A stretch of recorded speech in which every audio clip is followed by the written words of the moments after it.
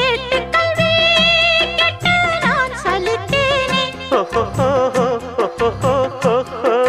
தூக்கம் கெட்டு கெட்டு துடிக்கும் முல்லை மொட்டு தேக்கு மர தேகம் தொட்டு தேடி வந்து தாளம் தட்டு. என் தாளம் மாறாதையா,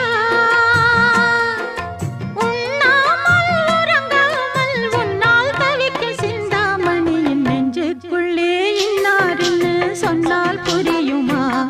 அது கொஞ்சி கொஞ்சி பேசுறது கண்ணில்